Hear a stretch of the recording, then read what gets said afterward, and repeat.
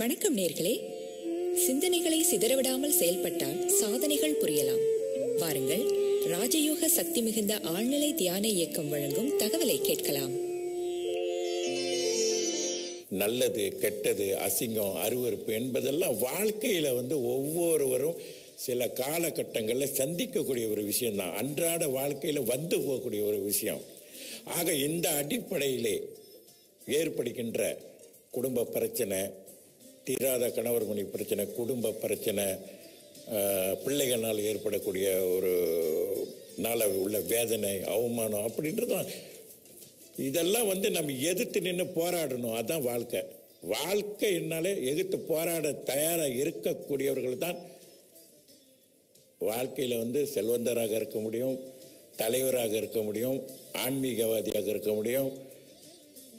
எதிர்த்து நிற்க தயாராக இல்லாதவர்கள், துணிச்சல் இல்லாதவர்கள் கோழைகளாகத்தான் வாழ வேண்டும். கோழைகள் சொல்றதுன்னா நடைப்பணமாக தான் வாழணும். அன்றாடம் செத்து செத்து பிழைக்கிறாங்க, வாழ்க்கையா இருக்கிறாருவாங்க. அது என்ன செத்து செத்து பிழைக்கிறதுனா, துன்பங்களை தாங்க முடியாமல் அவங்கள அதை எதிர்த்து போராடக்கூடிய வலிமை இல்லாததுனால இந்த மாதிரி நினைக்கிறாங்க. அது சுவாமி விவேகானந்தா மிக மிக சிறப்பாக அவர் சொல்லியிருக்காரு. அவருடைய அறிவுரையில் என்ன சொன்னார் அப்படின்னு சொன்னால், நம்பிக்கை. ஒரு மனிதன் என்பது என்னைக்குமே தன்னம்பிக்கையோட வாழணும்.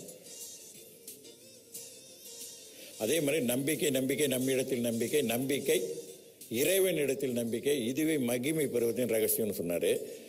அதே போல் ஒரு மனிதன் நம்பிக்கை இழந்துட்டானா அவன் வாழ்க்கை மரண பணத்துக்கு சம்பந்தான்ட்டாரு. அப்பயே சொல்லி வச்சிருக்காரு.